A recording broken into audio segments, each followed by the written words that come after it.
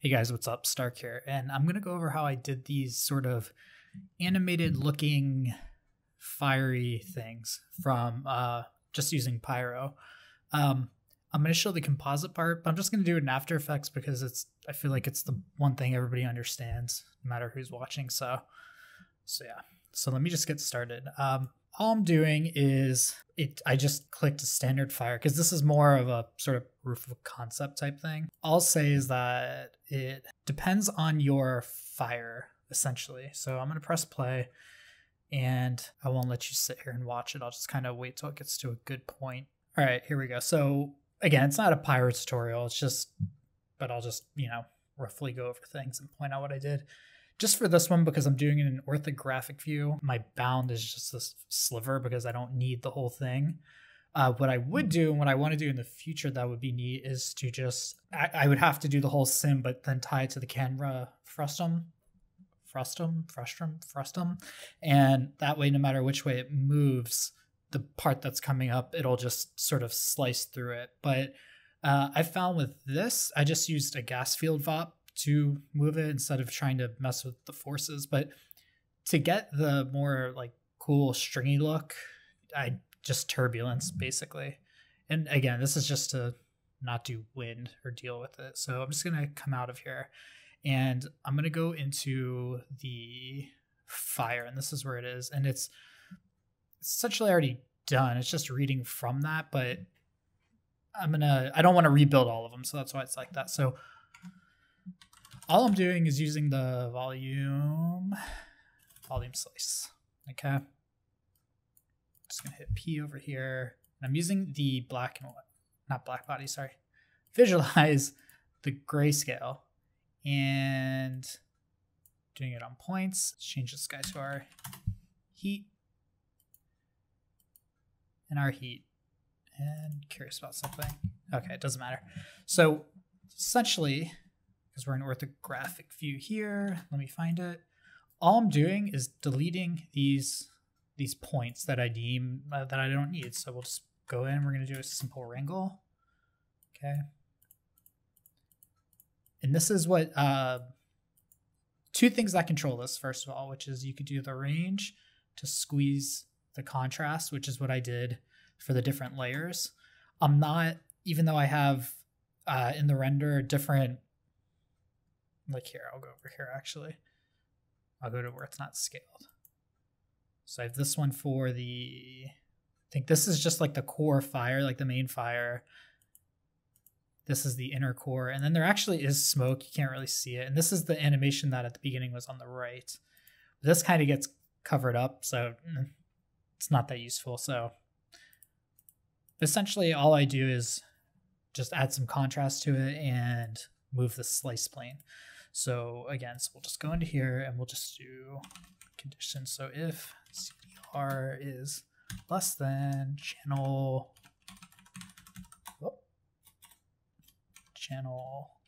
threshold, move point, your input at point number, and boom, and click this guy, and let's just do like 0.5. Forgot a parentheses. So there you go, deletes those points. All right. I mean, you can basically see what I'm doing over here. So then all I did was do a particle fluid surface. Okay, so I'm meshing it. And that's where you kind of get it, but let's see. I don't know the resolution, so let's do like 0.025. There you go. So you get it more thin. And I'm going to go back to the camera, which is in orthographic view. Where the magic happens is even though this is thin, it's still a mesh. So just do wrangle and then just do at p dot times equals 0. All right. And if we go here, it's completely flat. So that, and then I am just going to go ahead and steal the scale from there because it's already set up to it. So now it's just a mesh. Okay. So there you go. That's essentially how you do the effect or the look of it. However, I'm not going to use these guys. I have these ones already set up. So I want to point something out. So in each one, what I did is because these are all on the exact same plane, which you've seen by me constraining it, flattening down to the z-axis. So I just have these outputs. And then for each one, so I'll turn on, so we have fire, smoke, and then core. And let me turn off the emitter, and then I'll go to a different perspective. So because it's orthographic, I just kind of push them front and back in space because it doesn't matter, it's orthographic. Okay, so I'm going to render it. And for this, I just used Redshift because it's quick. Just going to do a quick render here. And you can see this is what you get. But it doesn't matter because we're not interested in the actual beauty pass of it. So what I did is, you can see I added object IDs to all of these. So settings, object ID. And in the output of my Redshift settings, I just created a puzzle mat with 1, 2, and 3 as the object IDs, and it's already rendered, so you get the puzzle mat. All right. And that's essentially exactly how you do it. So throw this out. You only need this. So in the next part, I'll just show you the compositing part of it. Super easy. Okay, cool. I'm here in After Effects now, and I'm just RAM previewing the actual raw render just to show you. You can see that it looks terrible. I went ahead and for the fire, because this was already rendered, I actually knocked out the smoke, which was the blue. I'm just using the main fire and then the inner core. What I did is I didn't want to get any of these like matte lines, so I just combined the inner core with the red so that our alpha would be, let's go over here to our, so that it would just be solid like this, so that the core part going on top, there's no pixels essentially. So go back, and then for the core, which is the green part from the puzzle mat. So now this is where this is essentially where it happens. So I just have this background color. I already picked out a color scheme, so just show you. So I'm just going to make a new solid layer, and it's going to be this color. We're just going to do a matte, so you can see here. All right, just this fire color. I'm going to duplicate this, call it core color. Let's call this fire color.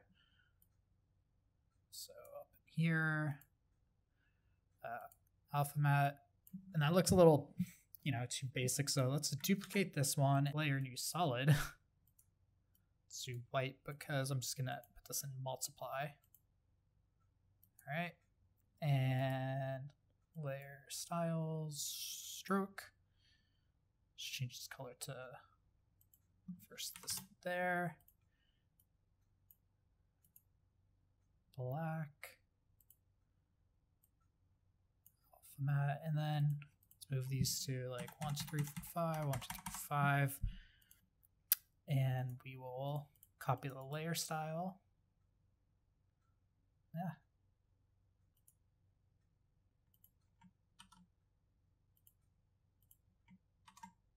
Come down here, and then you kind of get this nifty thing. However, to give it that animated feel, like this is really smooth, let me RAM preview this. All right, so as you can see, it's pretty fluid. It kind of works, it's not too bad or anything, but we have to do one more thing to give it that sort of distinct animated look. So we're just gonna highlight all of it, pre-compose, calling it comp, and then posterize time, and I want to give it something like 12 frames. So RAM preview. So now you can see it has that sort of not perfect look to it, as opposed to smooth, which it works. But there you go. So just super simple way to do fire. All nifty things. The one thing I will say though, actually, in Houdini, I should have done this. If you look, it's kind of getting cut off here, and that's actually because of the bound of the visualizer. So what I would probably do is actually reverse scan or extend it out, and then just transfer over the color attribute, so that way I can actually get it to where it's not doing this. But that's about it. So there you go. Now go ahead and make some animated fire and lie that you hand animated it. So cool. Thanks, guys.